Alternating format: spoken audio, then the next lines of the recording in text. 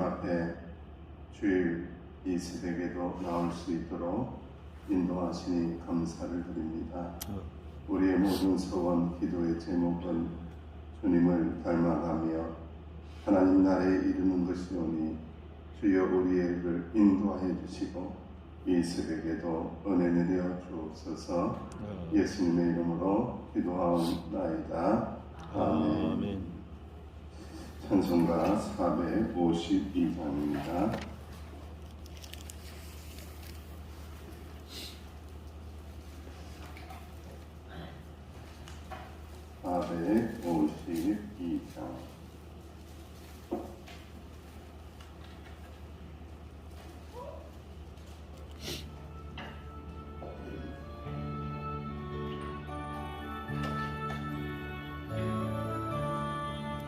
내 모든 소원 기도의 제목 예수님 닮기 원함이라. 예수님 영상 닮기 위해 세상에 보아 아끼지 않네. 예수님 닮기 내가 원하네. 날 구원하신 예수님은 내 마음속에 지금 고도사 주님의 형상 인치소서. 무한한 사랑 풍성한 긍휼 슬픈 자 위로 하시는 주.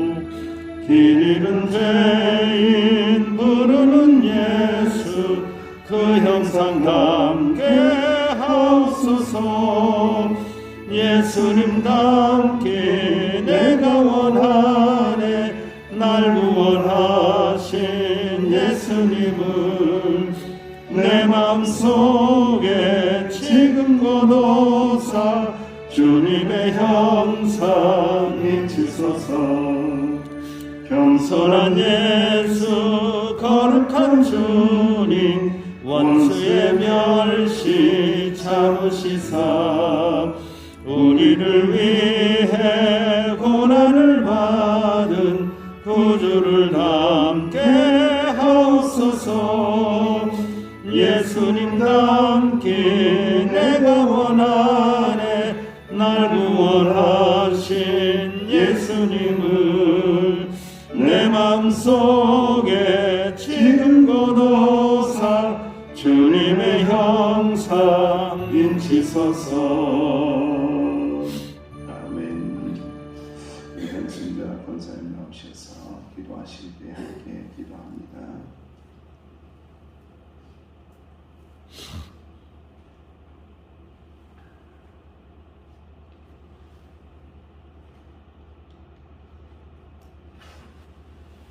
사랑의 아버지 하나님, 하나님의 은혜를 생각할 때마다 감사와 찬송을 올려드리옵나이다.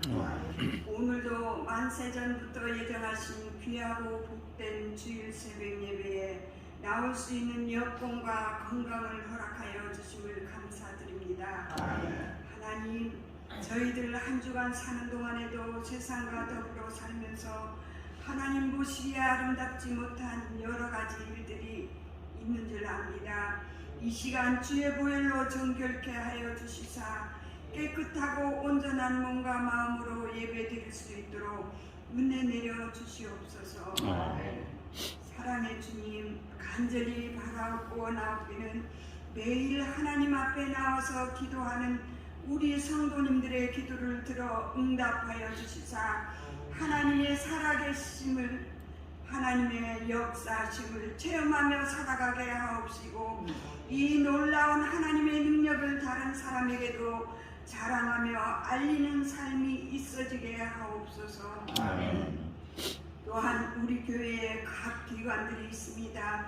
이 모든 기관들은 주님의 집체이오니 어느 기관 하나라도 마비되지 않게 하옵시고 맡은 바 모든 역할들을 잘 감당하여 하나님의 기쁨이 되는 기간들이 되게 하여 주시옵소서. 아멘. 5월은 가정의 달입니다. 둘째 주 어버이 주일로 지내게 됨을 감사드립니다. 항상 눈물로 기도하시는 어버이께 감사하며 살아가게 하시고 주님께서 사랑하시는 각 가정들을 천군 천사로 지켜 주옵시사 임방과 설주에 주님의 보혈로 임쳐 주시어서 악한 일들이 틈타지 못하도록 하여 주시옵고 주님 주시는 은혜와 평강이 넘치는 가정들이 되게 하여 주시옵소서. 아멘. 주여 우리나라를 위하여 기도드립니다. 대통령과 모든 위정자들이 한마음 한뜻이 되게 하시고 하나님을 두려워하며 국민을 위한 정치를 하게 하시사 민생이 안정되고 안보가 흔들리지 않도록 하여 주시며 경제가 살아나고 불의가 없어지고 또한 북한과의 관계도 평화적으로 잘 회복될 수 있는 우리나라가 되도록 하나님께서 도와주시옵소서. 믿는 의인들이 많이 일어나 하나님의 목소리를 높일 수 있게 하시사 다시 한번 우리나라가 새로워지고 이 땅 위에 그리스도의 계절이 임할 수 있도록 은혜 내려 주시옵소서. 우리를 창조하신 아버지 하나님, 성도님들 가운데 중환병으로 또한 여러 가지 모양으로 아픈 이들이 있습니다. 주님의 능력의 손으로 안수하여 주시사 창조의 질서대로 회복되게 하시어서 하나님의 살아계심과 역사하심을 맛보며 남은 여생 하나님께 영광 돌리는 삶이 있어지도록 은혜 내려 주시옵소서. 사랑의 주님, 이 시간 주님께서 귀히 쓰시는 목사님을 통하여 하늘의 귀한 말씀을 들으려고 합니다.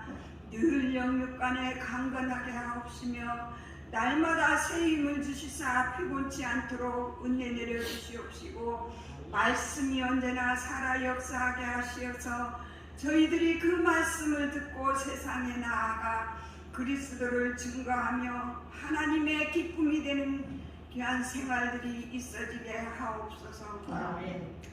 또한 설레이는 마음으로 말씀을 사모하며 교회에 모이기를 기다려지는 그런 교회가 되기를 간절히 바라고 원하옵나이다. 그리하여 날마다 좋은 소문이 퍼져나가는 아름다운 서귀포 명성교회로 성장해 나갈 수 있도록 은혜 내려 주시옵소서. 예수님 이름으로 기도드려옵나이다. 아멘. 하나님의 말씀 함께 봉독합니다. 사무엘하 18장 1절에서 15절까지의 말씀입니다. 18장 1절에서 15절 압살롬의 죽음을 다루고 있습니다. 18장 1절에서 15절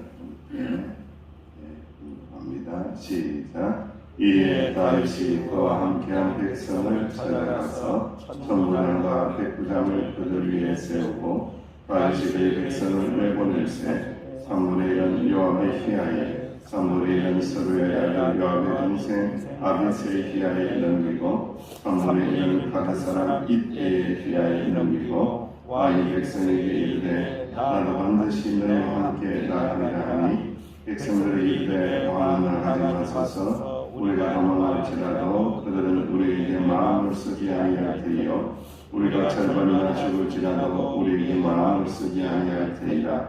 왕은 우리 만명보다 중하시오니 왕 성읍에 계시다가 우리를 도우심이 좋은 일이라 하니라.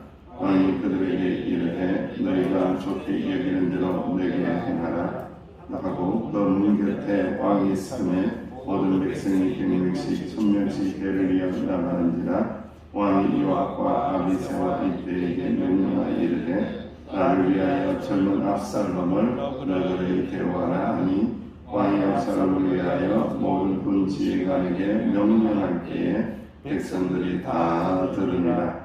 이에 백성이 이스라엘을 치러 들고 나가서 에브라임 숲에서 싸우더니 거기서 이스라엘 백성이 다윗의 고아들에게 패하매 그날 그곳에서 전사자가 많아 2만 명에 이르렀고 그 땅에서 산을 엎어져 싸웠으므로 그날의 숯불에서 죽은 자가 칼에 죽은 자보다 더 많으라. 압살롬이 다윗의 고아들과 마주치니라. 압살롬이 노새를 탔는데 그 노새가 큰 상수리 나무를 벗어난 가지 아래로 지날 때에 압살롬이 머리가 그 상수리 나무에 걸림에 그가 공들과 그 땅 사이에 달리고 그가 탔던 노새는 그 아래로 빠져나가니라. 한 사람이 보고 요압에게 안겨 이르되 내가 보니 압살롬이 상수리 나무에 달려있다 하니 요압이 그 알린 사람에게 이르되 네가 보고 어찌하여 당장에 쳐서 땅에 떨어뜨리지 아니하였느냐. 내가 네게 원 10개와 띠 하나를 주었으리라 하느니라.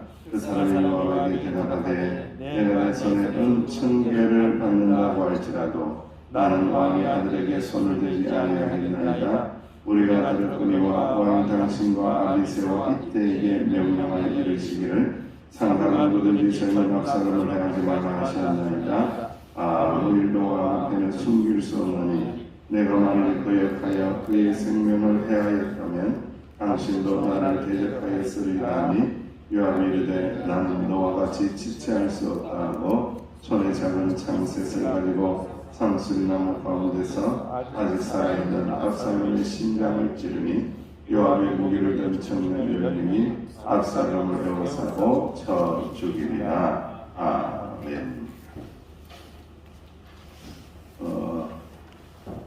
오늘이 어버이 주일입니다. 그죠? 어버이 주일인데 아들 압살롬이 죽는 그 장면을 우리가 이 새벽에 말씀을 묵상을 하고 있어요. 참 기가 막힌 우연일까라는 생각을 하는데 여러분 우리가 역사서를 이렇게 묵상하고 읽고 있습니다. 역사서는 역사에 대한 이야기만 하는 것이 아니라 역사를 통해서 우리에게 주시는 그 하나님의 그 교훈들을 되새기는 것이 역사서이고 그리고 하나님의 구원하심에 대하여 말씀하시는 것이 이 역사서의 내용이에요. 부모를 향한 이 자식의 마음은요 어떨까요? 여러분 저도 이제 자식이 되어봤지만요, 자식은 자식입니다. 자식은요 마음이 부모를 향한 마음이 좀 변화무쌍해요. 잘할 때도 있고 못할 때도 있고 머리 아플 때도 있고 이럴 때도 있고 저럴 때도 있고 자식은 이 부모를 향한 마음이 좀 다양한 색깔을 가지고 있습니다. 그런데 자식을 향한 부모의 마음은 딱 한 가지 색깔입니다. 오늘 본 말씀에 나오지만은 나의 아들 압살롬을 어떻게 대해달라? 어떻게 대해달라? 너그러이 대해달라. 너그러이 대해달라. 오늘 말씀의 핵심입니다. 여러분들 말씀의 핵심을 잘 보셔야 돼요. 우리는 이제 나무를 볼 수 있어야 되니까 오늘 나무를 보는데 이 다윗이 압살롬을 생각을 하면서 전쟁에서 이긴다고 할지라도 압살롬을 어떻게 대하라? 너그러이 대해달라라고 하면서 모든 군사들에게 명령을 합니다. 명령을. 그러니까 너그러이 대해달라는 게 뭐냐라는 거예요. 너그럽다라는 게 전쟁터에서 너그럽게 대하는 게 뭐겠어요? 어떻게 하라는 거예요? 살리라. 그렇죠. 살리라는 거예요. 전쟁터에서 너그러움을 베푸는 것은 살리라는 겁니다. 어떻게 해서든 살려주라. 어떻게 해서든 살려야 된다. 살려서 데리고 와야 된다. 살려서 끌고 와야 된다. 끌고 온다고 할지라도 살려야 된다라는 것이 핵심입니다. 이 전쟁터에서 다윗의 명령은 아들을 살려라. 아들을 살려라. 전쟁에 이기고 지는 것보다 더 중요한 것이 있는데 아들을 살려야 된다. 아들을 살려야 된다. 이것이 오늘 말씀의 핵심입니다. 그래서 우리는 이 역사서를 통해서 하나님의 은혜와 하나님의 구원하심을 이렇게 보게 되는 거죠. 죄인을 위해서 아들의 생명까지도 내어주신 하나님 아버지의 사랑이 지금도 변함없이 우리에게 흘러내리고 있구나라는 것을 오늘 말씀을 통해서 역사에 대한 이야기를 통해서 우리가 교훈을 받게 되는 것입니다. 아버지의 사랑은 스스로 왕이 되고자 아버지에게 반역의 깃발을 든 아버지를 죽이려고 하는 거예요. 압살롬은요. 아버지를 죽이려고 하는 자를 향하여 이 아버지는 어떻게 한다고요? 아들을 어떻게 하라? 살리라는 거예요. 이게 아버지의 사랑이라는 겁니다, 여러분들. 아버지의 사랑은 다르다는 거예요. 그래서 이 다윗의 명령을 통해서 우리는 하나님 아버지의 사랑을 이렇게 볼 수 있는 영의 눈이 열리는 거죠. 우리를 살리기를 원하시는구나. 우리는 아버지 하나님에 대하여 반역할 때도 있고 불순종할 때도 있고 그러한 인생의 길을, 그러한 신앙의 길을 걸어갈 때도 있는데 하나님은 끝까지, 아버지 하나님은 나를 끝까지 살리시는 분이로구나 라는 것을 꼭 믿으실 수 있는 저와 여러분 되시기를 주님의 이름으로 축원합니다. 그리고 두 번째로 우리가 이제 하나님의 믿음을 가지고 살아나갈 때에 참 중요한 신앙의 덕목이 있습니다. 그 신앙의 덕목이 뭐냐면은 겸손입니다. 겸손. 이 겸손에 대한 이야기들을 슬쩍 우리에게 흘려두고 있는데 이걸 이렇게 깊이 묵상할 수 있게 하시는 본문이 오늘 하나님의 말씀이에요. 다윗의 군대가 압살롬의 군대를 이겼어요. 무려 2만 명이 전사를 합니다. 그래서 죽은 자가 칼에 죽은 자보다도 숯불에서 죽은 자가 더 많았다라 8절에 기록을 하고요. 그래서 병사들이 맞붙는 백병전이 아닌 이 기습의 전술이 얼마나 효과적이었는지 이 게릴라전에서 이 다윗이 이겼다라는 것을 알게 됩니다. 그런데 하나님께서 이렇게 일방적인 승리를 주시게 되죠. 그런데 압살롬이 노새를 타고 도망을 치다가 어디에 걸립니까? 상수리 나무에. 얼마 전에 제가 수목원에 갔더니 상수리 나무가 있더라고요.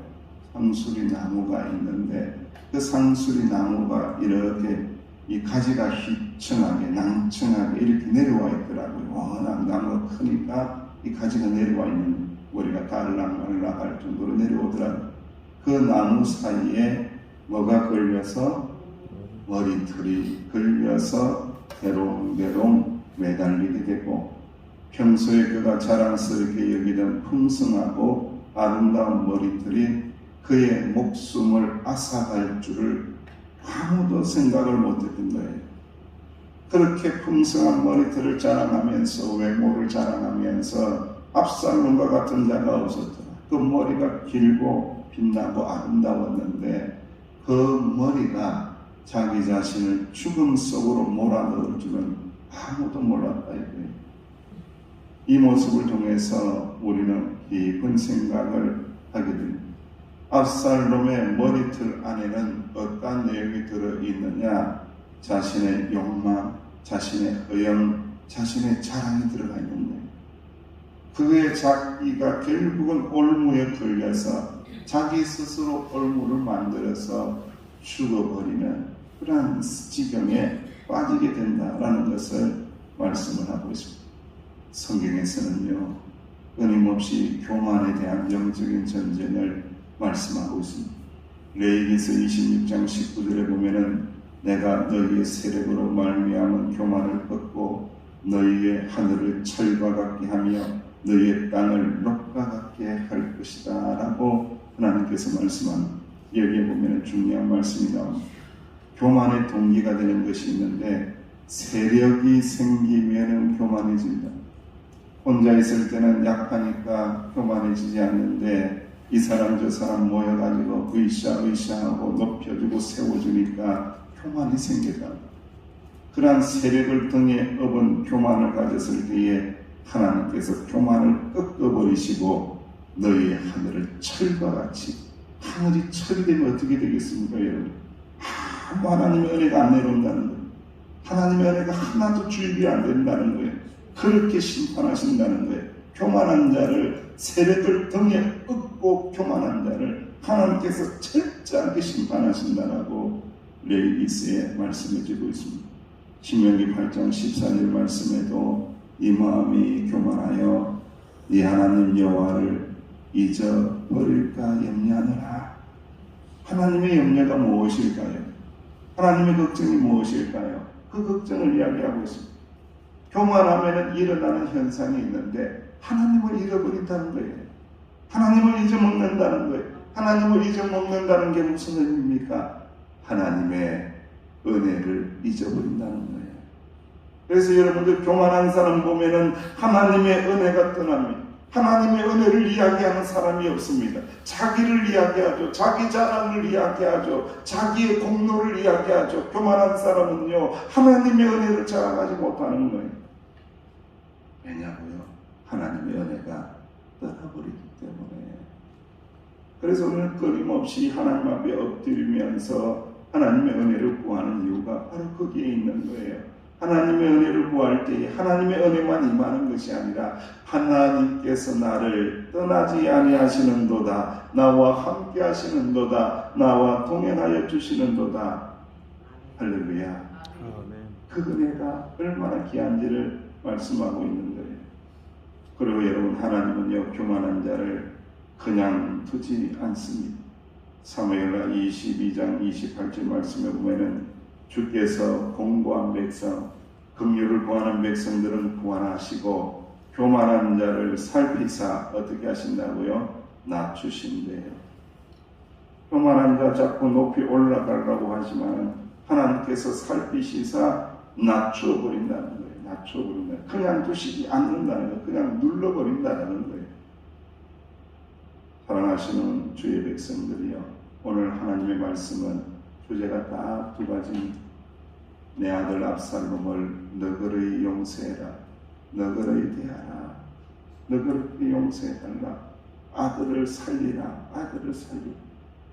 여러분, 우리의 사명은 어떠한 상황 속에서도 생명을 살리는 것이 우리의 사명입니다. 오늘 우리는 11시 예배를 드리게 될 것입니다. 인근 각처에 흩어져 있는 한 명의 영혼이라도 생각을 하고 그 영혼을 살려야 할 텐데 하나님의 은혜로 살아나게 해야 될 텐데 그것을 고민하는 사람이 선도가 되어야 한다는 것을 깨닫고 하나님 교만하지 않겠습니다. 겸손히 하나님의 은혜를 구하며 살겠사오니 하나님 우리와 동행하시고 우리 가정과 동행하시고 우리 서귀포 명성교회와 영원토록 함께하여 주옵소서. 이 은혜가 있어지는 저와 여러분 되시기를 주님의 이름으로 축원합니다. 기도하겠습니다. 하나님, 생명을 살리는 믿음이 되게 하여 주시고 하나님 아버지, 교만한 자리에 앉지 않게 하여 주시고 항상 겸손히 주님의 은혜와 동행하는 우리 명성교회 사랑하시는 하나님의 지체들이 될 수 있도록 축복하여 주옵소서. 이 자리에 나오고 싶지만은 사정이 있어서 몸이 아파서 연약해서 나오지 못한 성도님들을 돌아보시고 은혜를 내려 주시사 회복의 은총을 꼭 경험할 수 있도록 주여 축복하여 주옵소서. 예수님의 이름으로 기도하옵나이다. 아멘. 말씀을 붙잡으시고 연약한 지체들을 위해서 예배를 위해서 기도하며 나아가시기를 바랍니다.